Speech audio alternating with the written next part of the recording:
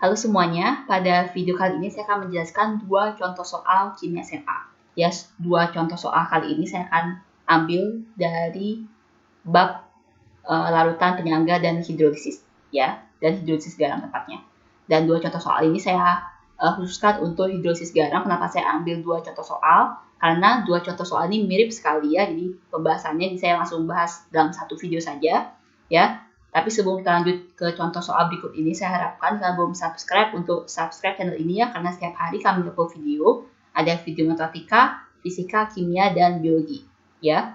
Sekarang saja untuk soal yang pertama, campuran 100 ml larutan NH4OH 0,4 molar dengan 400 ml larutan HCl 0,1 molar mempunyai pH sebesar, ya di sini kita pasti agak bingung ya, kenapa ini termasuk dalam hidrolisis garam. Ya, jadi banyak siswa yang bingung bagaimana cara membedakan apakah campuran ini termasuk campuran larutan penyangga atau campuran hidrolisis garam.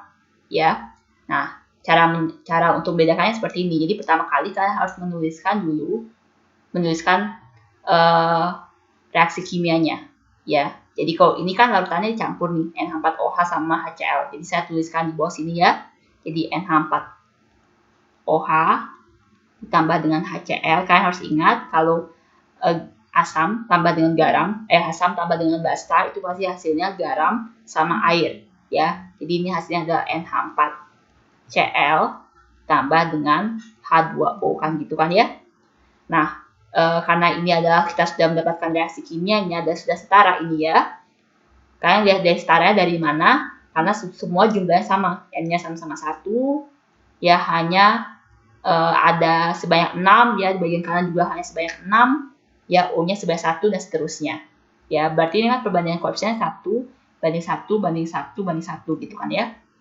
Nah, pokoknya di sini ini kan diketahui volume sama molaritas ya.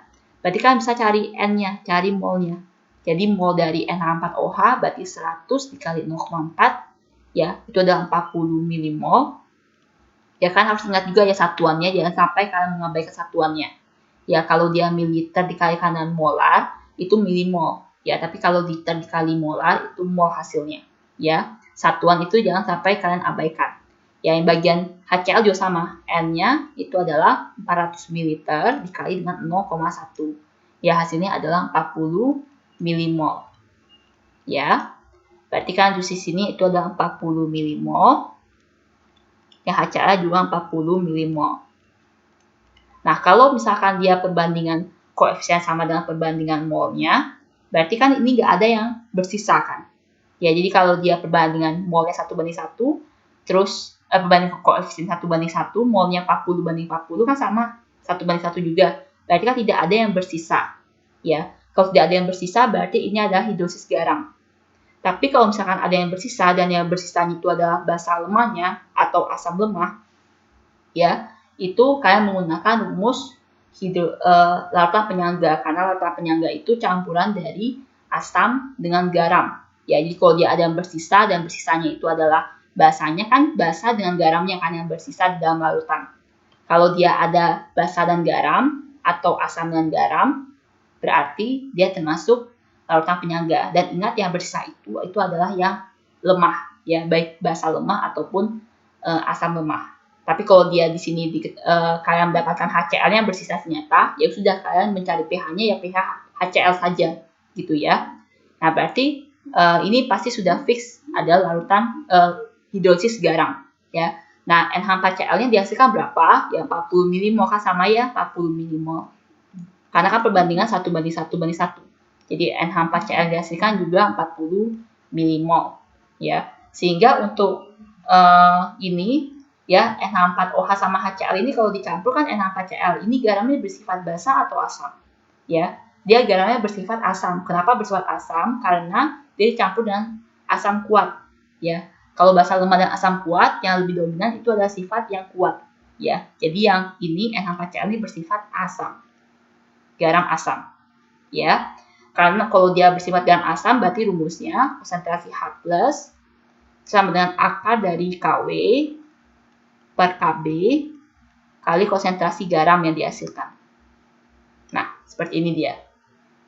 Nah, ini kalian masukin biasa Ya, jadi akar KW itu adalah konstanta ionisasi air, itu sama angkanya 10 pangkat min 14. Terus KB-nya diketahui di soal itu 2 kali 10 pangkat min 5 kan. Berarti 2 kali 10 pangkat min 5 kali konsentrasi garamnya. Nah, ini garamnya kan diketahui 40 milimol. Berarti cara mencari konsentrasi garamnya itu adalah 40 milimol. Kan bagi dengan campurannya, volume campurannya. Ini volumenya kan 100 ml sama 400 ml, kalau dicampur kan 500 ml. Jadi per 500 ml. Ya, jadi hasilnya ada 0,08 molar. Ya. Jadi kalau kalian buat menjadi bilangan baku, itu menjadi 8 kali 10 pangkat min 2 molar. Kalian masukkan ke rumus, ya, jadi 8 kali 10 pangkat min 2. Ya, ini 8-nya kalian bisa coret, ya, kalian hitung biasa aja ya. Jadi, ini akar 4 dikali 10 pangkat, ini 10 pangkat min 14, dikali 10 pangkat min 2, itu 10 pangkat min 16, dibagi dengan 10 pangkat min 5, berarti 10 pangkat min 11. Ya, jadi P. Konsentrasi H plusnya kalian akarkan, ya. Jadi 2 kali 10 pangkat, kalau diakarkan 10 pangkat, kalian akarkan, berarti pangkatnya dibagi dengan 2. Berarti min 11 dibagi dengan 2 itu min 5,5. Seperti itu ya. Oke. Nah, kalau dia mendapatkan H plusnya, konsentrasi H plusnya, maka pH-nya min log konsentrasi H plus kan. Berarti kalau 2 kali 10 pangkat min 5,5, berarti 5,5 min log 2. Ya, sehingga untuk soal yang pertama itu hasil pH-nya itu adalah 5,5 dikurangi log 2. Hasilnya. Ya. Sekarang untuk yang kedua, jika 1 liter larutan NH4Cl mempunyai pH 5, ya KB-nya 10 pangkat min 5, kan harus ingat ya biasanya KB-nya itu sama ya, tapi kebetulan di dua contoh soal ini KB-nya beda. Satunya KB-nya 2 kali 10 pangkat min 5, ini satunya 10 pangkat min 5. Itu kan ikutin yang ada di soal tersebut ya. Tapi kebanyakan angkanya sama, karena kan namanya juga konstanta itu sama kan. Jadi kan ikutin saja yang ada di soal tersebut, nilai KB sama Ka-nya berapa ya. Maka larutan tersebut mengandung NH4Cl sebanyak berapa gram ya. Nah, di sini kan tidak melibatkan reaksi kimia lagi. Di sini sudah 1 garam gitu ya. Jadi garamnya itu sudah ada gitu, tidak perlu dibentuk atau dicampur dari 2 larutan yang berbeda. Jadi kalau dia sudah ada diketahui garamnya, berarti kan tidak perlu menuliskan lagi reaksi kimianya. Ya. Nah, ini kan berarti kan sudah tahu kalau pH 5 berarti artinya dia adalah garam yang bersifat asam. Ya. Kalau dia garam bersifat asam, ya berarti kalau rumusnya kan ikutin sama dengan yang di bawah sini ya. Konsentrasi H plus sama dengan akar KW per KB kali konsentrasi garam. Ya, di sini diketahui pH 5. Berarti kalau pH-nya 5, berarti konsentrasi H plusnya itu adalah 10 pangkat min 5. Gitu kan. Berarti masukin ke rumus yang ini. Rumus yang saya lingkar ini. Ya. Jadi 10 pangkat min 5 sama dengan akar dari KW-nya. KW-nya 10 pangkat min 14. Per KB-nya diketahui 10 pangkat min 5 kan. Per 10 pangkat min 5. Dikali dengan konsentrasi garamnya. Nah, konsentrasi garam ini yang akan kita cari, ya. Oke. Nah, berarti sekarang untuk akarnya, ya bagian kanan kalian bisa pindah ke kiri, kalian kuadratkan ya. 10 pangkat min 5 kuadrat, berarti 10 pangkat min 10. Ya, 10 pangkat min 14 dibagi 10 pangkat min 5, berarti 10 pangkat min 9. Kali akar, dikali dengan konsentrasi garam. Jadi konsentrasi garamnya itu adalah 10 pangkat min 1, atau 0,1 molar. Ya, kita sudah mendapatkan konsentrasi garamnya 0,1 molar. Ya, nah sekarang kan ditanya adalah masanya kan, gram sini. Masanya, kalau diketahui molaritas dicari massa, berarti kan gram sama dengan M kali V kali MR, ya kan? M-nya itu adalah konsentrasinya 0,1 molar, dia dalam berapa volumenya? Volume 1 liter kan? Dikali dengan 1 liter, ya. MR-nya MR dari NH4Cl. Kalian bisa hitung ya. MR dari NH4Cl. N-nya 1 berarti 14. Terus H-nya itu 1 kan. 1 kali 4 berarti 4. Ditambah dengan 35,5. Ya, ini hasilnya adalah 53,5 gram per mol. Ya.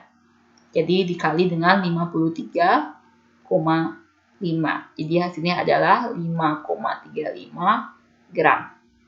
Ya. Sehingga untuk yang soal kedua itu hasilnya adalah 5,35 gram. Jawabannya D. Oke, sekian saja pembahasan saya untuk kedua soal kali ini.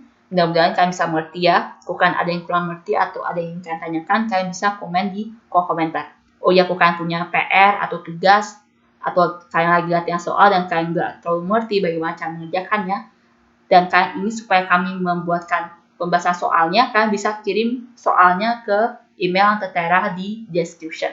Terima kasih.